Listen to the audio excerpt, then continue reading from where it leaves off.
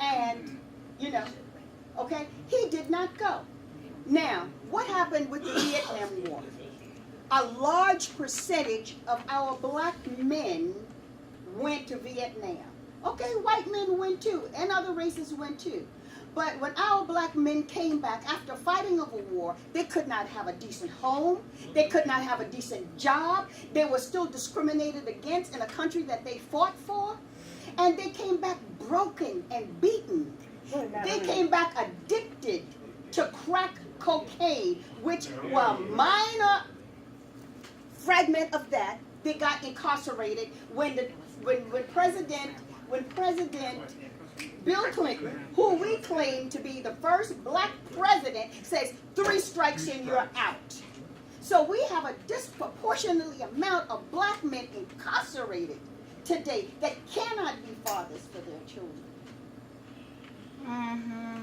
They cannot be fathers for their children. I do understand that, y'all, but here I go, I'm on the other side of that fence. I've been to the Youth Detention Center for 5 years. Have you ever talked to that many, 100 black boys every Tuesday? I have gone there for 10 years. I say black boys every Tuesday night. And the men did not come back from there hooked on coke. Crack was not out then. There was marijuana. My brother brought reefer back with him, and he was into Agent Orange. He had gotten Agent Orange on him. But that came on later. But as I was saying, when you start looking at our men being stripped, first of all, as a black woman, you need to know how to talk to your man. I had a black husband. My husband was the head of my household, and I made him know that. But you were taught that. Listen, baby, all of us in this room were taught that, just about in this age group. No, most of us. Kim. I bet you, what did you learn in church, baby? No, What did the Bible teach us? Kim. No, Baby, Kim. every black person in this room went to church. You just cannot Raise your assume hand that. if you did. If you went to church. If you grew up in church as a black Afro-American, raise your hand. You went to church, but that was not taught, Kim. You can't say that because I went to church. Oh, I did. I went, but you're talking about. I said pastors and pastors. That's what I'm saying right now. When you're not. I'm talking about ministers. I went to churches. That was the only form of recreation we had.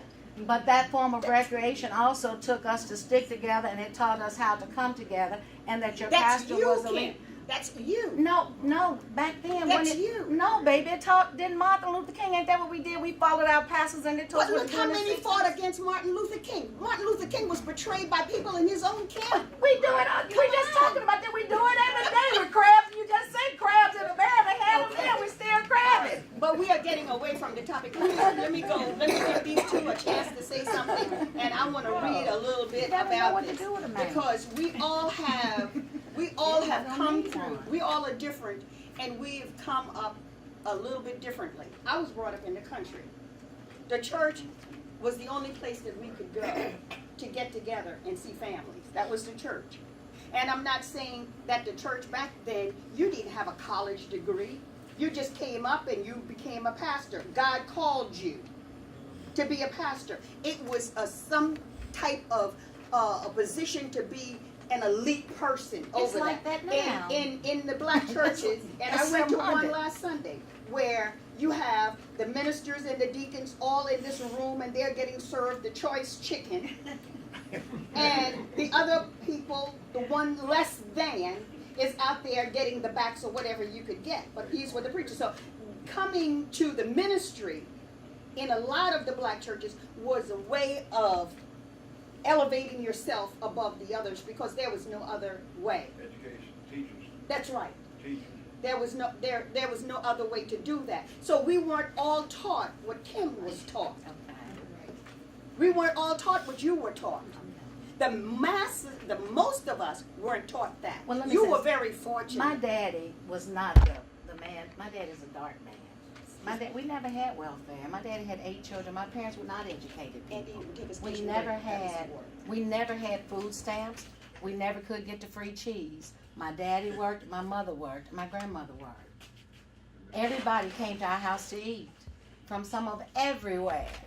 So we just weren't raised like that. Even now, I think Pastor Freddie and I probably have taken in more blacks in our home that's off the streets because But just realize that your experience is not everyone else's. But this is what I'm saying. This is part of why we are where we are, because we have bastards and pastors. And we talk about excuse me, I don't mean to say, and pastors. You have those that stand up in front of the church on Sunday. They sleep with their wife tonight, and tomorrow they sleep with the man down the street. You can't do that and teach the word of God to the children because it's split. And this is what has happened. We have talked the talk, but we haven't walked the walk. And now the kids want to straddle the fence, and we're telling them, what's wrong with our kids?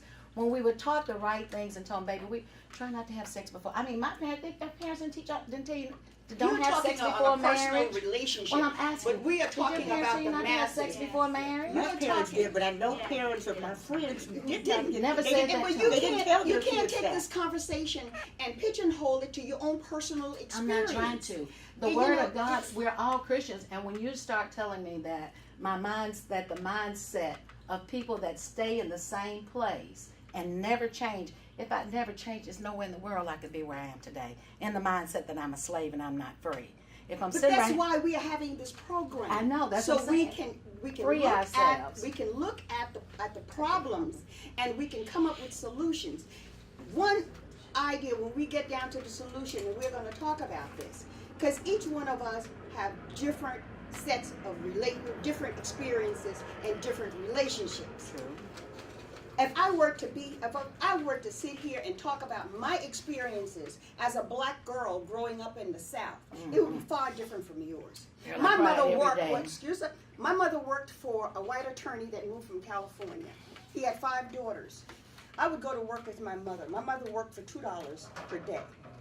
I would go to work with my mother. The little white girls would come. Estelle, let's play. Oh, let me look at your hand. Why are your hands white in the inside and black on the outside? Well, I know what. Let me tell you what.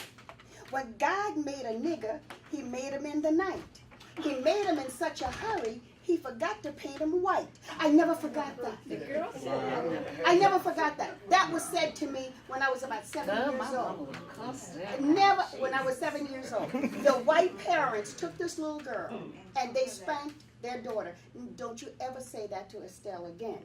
Don't you ever say that to Estelle But they again. might have been the same ones that taught taught her her that. They just She didn't want was- to She had to learn it from somewhere. But she Somewhere. learned it. She could have been socialized in school. She was a school-age child. We get a lot of stuff from school. But I The also kids know. spend a lot of times with other children in school. Wherever she got it from, she said it to me. How did that make me feel? When my mother came home from work, Providence, when my mother came home from work, if I were to speak about my own personal relationships, we got the turkey frame, not the turkey, but the frame of the turkey.